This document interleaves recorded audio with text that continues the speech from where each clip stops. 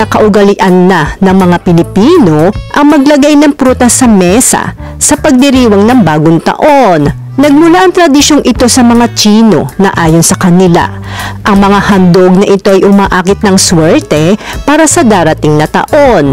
Ngunit ang tradisyong ito ay nagdudulot ng ilang kalituhan. Ilan at anong uri ng prutas ang kailangan nating ilagay sa mesa?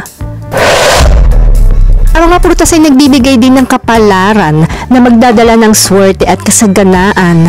Pinaniniwalaan ang bilog na hugis ay sumisimbolo sa mga barya. At 12 ang sinasabing simbolo ng bilang ng mga buwan bawat taon. Ngunit ang iba ay ginagawa pa itong 13 hanggang 14. Narito ang mga maswerteng prutas at kung anong bilangan dapat mayroon ka sa mesa sa bisperas ng bagong taon.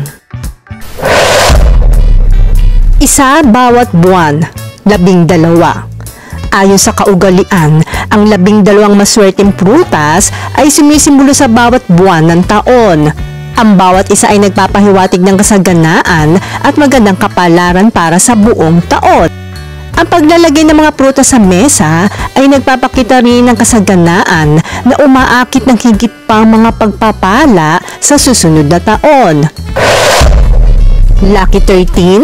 Bagamat ang 13 ay itinuturing ng ilan na isang malas na numero, may mga Pinoy pa rin na naghahanda ng 13 prutas tuwing bagong taon. Ginagawa itong 13 ay parang pagdaragdag ng dagdag na sunod-sunod na swerte. Ang ilan na may posibilidad na maghanda ng 14 upang magbigay pugay sa nakaraang taon at sa susunod na taon. Bilog o hindi? Hindi naman kailangan bilog lahat ng prutas.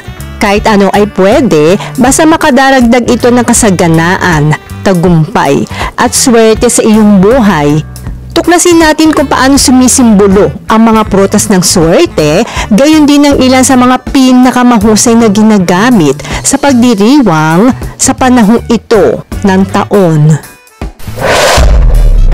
Pinya ay nangunguna sa listahan ng mga maswerteng prutas dahil ito ay tinatawag na onglay sa Chinese na nangangahulugang fortune cones. Ito ay nagpapahiwatig ng paparating na kayamanan, kasaganaan, swerte, tagumpay sa buhay at para sa mas mabuting kalusugan.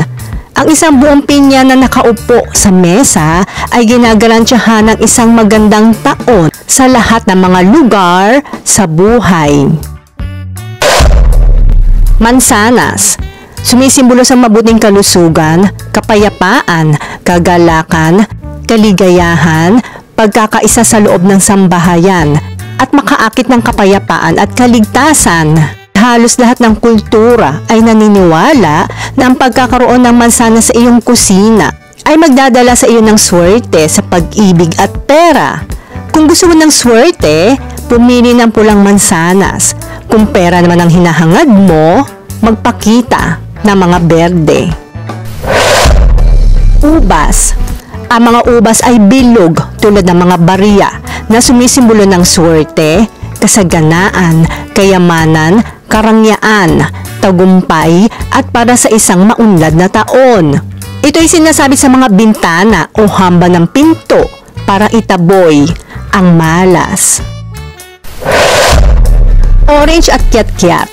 Ang kulay nito ay sumisimbolo sa ginto at ang bilog na hugis nito ay nangangahulugang pera na pinaniniwala ang nagdadala ng swerte, kasaganaan, kaunlaran at malaki at magandang kapalaran. Ang mga taong nagbibigay ng orange bilang regalo sa ibang tao ay kadalasang naglalagay ng barya sa loob nito bilang isang paraan upang magdala ng mas maraming pera sa kanilang buhay. Pakwan. Ang pakwan ay isang prutas na sumisimbolo ng swerte. Ang mga buto nito ay nangangahulugan ng kasaganaan. Ginagamit din ito upang hilingin ang isang matamis na buhay, pag-ibig at kalusugan. Ito rin ay mabuti para sa yaman ng katawan. Mangga.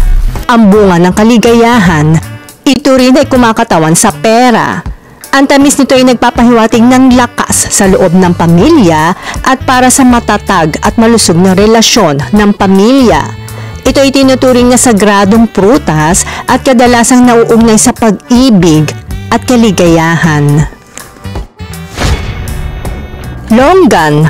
Ang mga bunga ng longgan ay bilog na parang bariya. Ang ganitong uri ng prutas ay simbolikong makabuluhan dahil ito ay kumakatawan sa pagkakaroon ng maraming pera at pagiging ligtas sa pananalapi sa bagong taon. Papaya.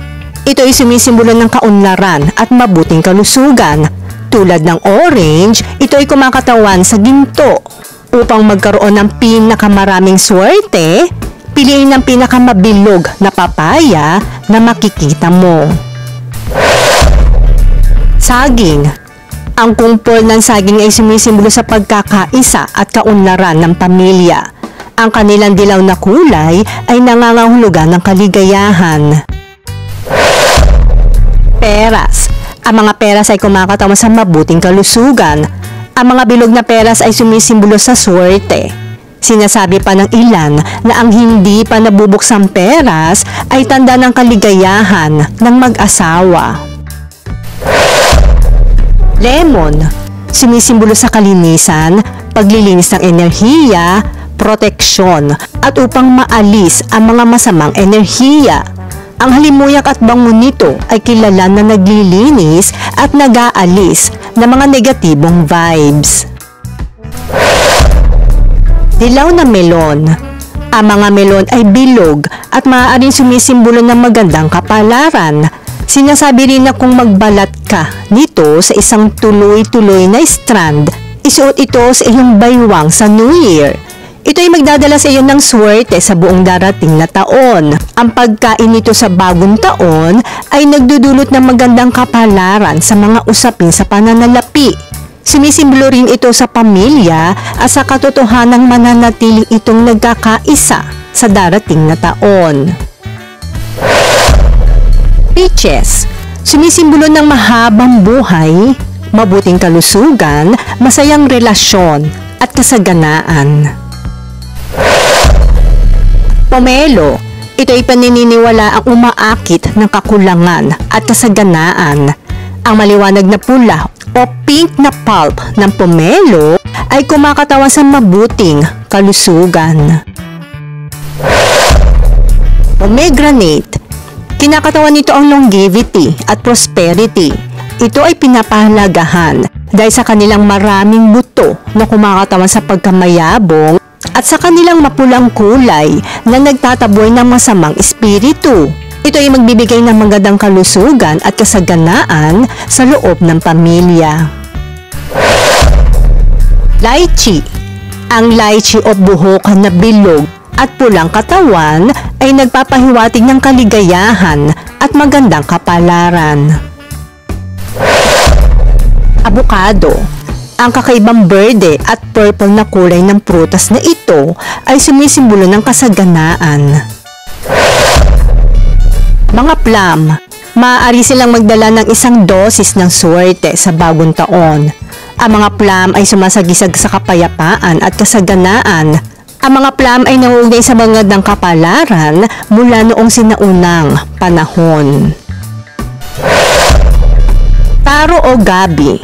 Bagamat hindi isang prutas, ito ay tinuturing din na maswerte dahil ito ay nagpapahiwatig ng pagtagumpayan ng mga hamon.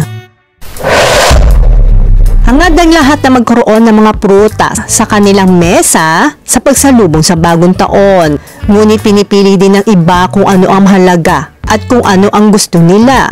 Ang mga prutas ay angkop bilang simbolo ng kasaganaan at kayamanan, ngunit naniniwala sila na dapat itong pagsamahin ng isang tao sa tunay na pagsusumikap upang tamasahin ang ipinapalagay na kalagayan ng kasaganaan at kayamanan. Kaya sinasabing ikaw ay pagpapalain kung mayroon ka mga prutas na mga nabanggit. Ngunit ang pinakamahalaga sa lahat ay tiwala sa may kapal. Laging magpasalamat sa kanyang pagpapala sa araw-araw at hingi ng paggabay sa ating buhay, lalo sa taong darating.